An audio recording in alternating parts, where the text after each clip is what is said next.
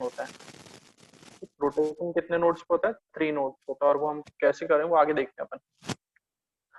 AVL is a height balance binary search tree. AVL को हम और क्या कहते हैं? Height balance binary search tree भी बोलते हैं। अब इसमें हमें बैलेंस फैक्टर निकालना होता है। बैलेंस फैक्टर के बेसिस पे हम डिसाइड करेंगे कि कौन से नोड्स पे हमें रोटेशन करना है।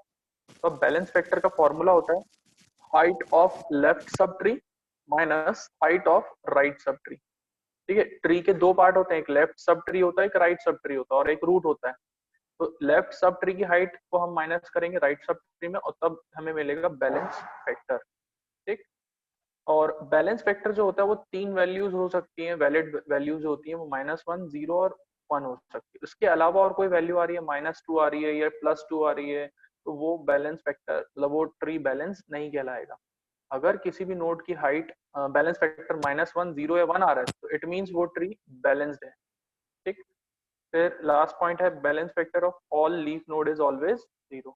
लीफ नोड जितने भी होते हैं उनका बैलेंस फैक्टर क्या होगा? 0, क्योंकि उनका ना तो लेफ्ट सब ट्री होता है ना राइट सब ट्री होता है। तो इट मींस 0 - 0 दैट इज, उसकी क्या बैलेंस फैक्टर होगा? 0। ठीक है। अब देखो यहाँ पे हमें बैलेंस फैक्टर कैलकुलेट करना है। तो अगर मैं स्टार्टिंग वाले ट्री की बात करूँ तो लीफ नोड क्या है? 10।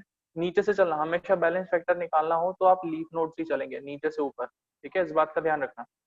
तो 10 की अगर बैलेंस फैक्टर निकालूं तो इसका कोई लेफ्ट या राइट है क्या? ना तो कोई लेफ्ट है नो सर। और ना ही कोई राइट नोड है, तो मतलब 0 - 0, इसका बैलेंस फैक्टर क्या आएगा? 0। इसका बैलेंस फैक्टर क्या आएगा? 0 इस 10th 0। नोड का। ठीक है। अब आते हैं 20 पे। तो इसका एक लेफ्ट सब ट्री है और राइट सब ट्री 0 है, तो इसका बैलेंस फैक्टर क्या होगा? Height of left sub tree. Height मतलब इसकी लिंक, कितनी लिंक कनेक्टेड है? 1, मतलब इसकी हाइट कितनी होगी? 1। और यहाँ कोई लिंक नहीं है, मतलब 0। 1 - 0 दैट इज 1। तो 1। 20 का बैलेंस फैक्टर क्या होगा? 1। इसी तरह से 30 पे आते हैं। तो यहाँ टोटल कितने एजेस कनेक्टेड है? 1 और 2, तो इसका हाइट कितना हुआ? 2। और राइट साइड में क्या है? 0। 2 - 0 दैट इज 2। समझ में आया बैलेंस फैक्टर कैसे कैलकुलेट करते हैं? Yes sir sir. एक बार वापस से समझा दीजिए।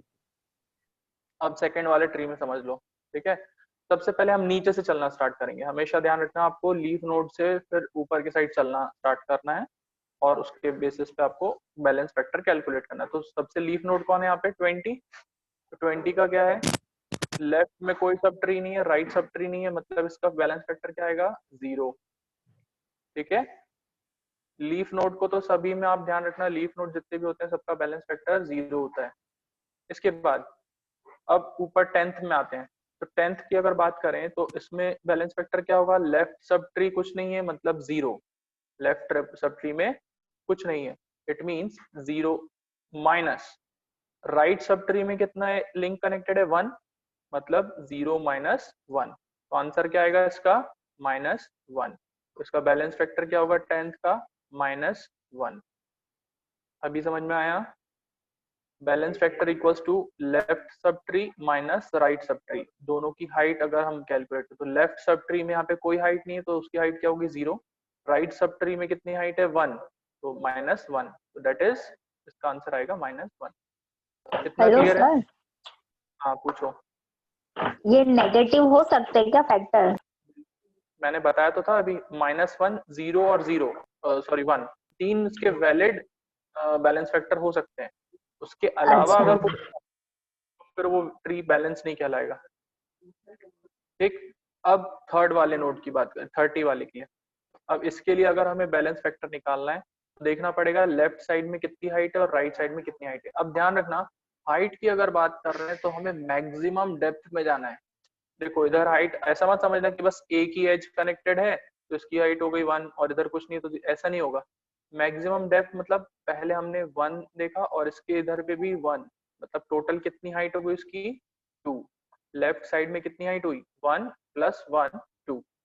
आपको एजेस काउंट करनी है मैक्सिमम डेप्थ तक जाके। तो यहाँ पे एक एज तो ये कनेक्टेड है उसके साथ, फिर ये एक एज कनेक्टेड है। तो लेफ्ट साइड का हाइट कितना हुआ? 2। लेफ्ट हाइट कितनी हुई? 2।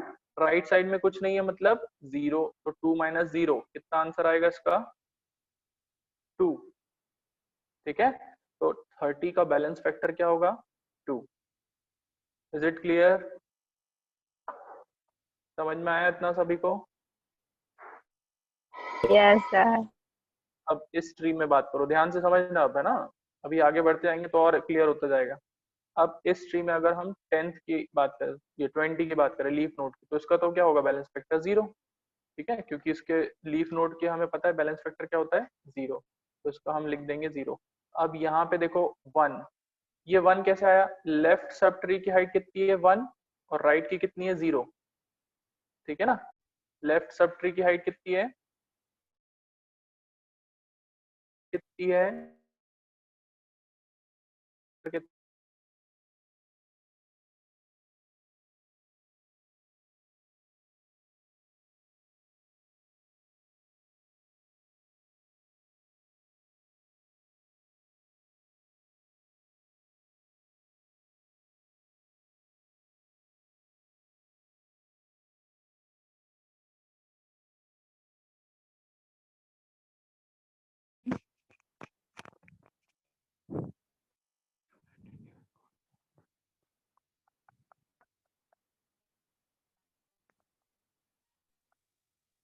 दिख रही है स्क्रीन?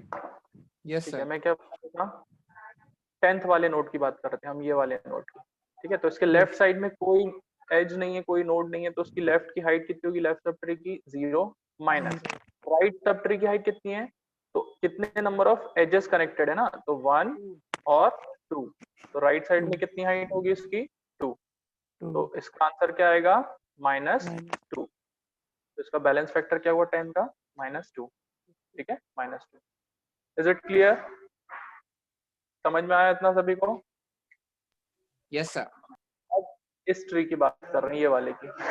तो लीफ नोड से चलना स्टार्ट करें तो 30 का कितना होगा बैलेंस फैक्टर इस नोड का? 30 का लीफ नोड है, तो लीफ नोड उतना ही नहीं, आपको 0 लिखना है। जितने भी लीफ नोड होते हैं सभी का बैलेंस फैक्टर क्या होता है? 0। ठीक है, अब 20th नोड की बता, कौन बताएगा इसका हाइट कितना आएगा, इसका बैलेंस फैक्टर क्या आएगा इस नोड का balance factor? Sir -1। -1। Very good. नहीं -1 ही आएगा। इधर 0 -1 -1 दैट इज। लेफ्ट में, हाँ ठीक है सर, ठीक है। ठीक है, अब नोड की बात करें, रूट नोड की, तो उसका क्या आएगा हाइट बैलेंस फैक्टर? लेफ्ट में कोई नोड नहीं है मतलब हाइट है, तो 0 माइनस राइट में कितने हैं 1 और 2, 0 माइनस दैट इज -2। -2। समझ में आ गया बैलेंस फैक्टर कैसे निकाल रहे हैं? Yes sir. तो इधर लास्ट वाले ट्री की देखो, इसमें बैलेंस फैक्टर क्या आएगा? लीफ नोड के तो 0 0 आएंगे। यस ठीक है, सर। लीफ नोड में 0 0 आएगा। अब रूट नोड का क्या होगा? इधर 0। कितनी एज कनेक्टेड है 1 और इधर भी कितनी है 1, तो 1 - 1 दैट इज 0। ठीक, इतना क्लियर है सभी को? Yes sir. तो आगे की अब नेक्स्ट क्लास में देखेंगे क्योंकि टाइम कम बचा है, तो हमें बस इस चीज का ध्यान रखना है कि जहां पे भी 1 0 और -1 से कोई अलग नंबर आ रहा है, जैसे ये वाला, ये हो गया नोड जहाँ पे 2 आया बैलेंस फैक्टर, इस नोड पे भी 2 आया, इस नोड पे -2 आया और ये वाले नोड पे -2 आया, तो हमें ये बताना है कि ये जितने भी नोड्स हैं ये सब इम्बैलेंस्ड नोड है। ये कौन से नोड है? Imbalanced node. तो हमको इसको रोटेशन के थ्रू बैलेंस करना है। ठीक है, अब वो हम नेक्स्ट क्लास में देखेंगे किस तरह से हम उसको रोटेशन अप्लाई करके उसको बैलेंस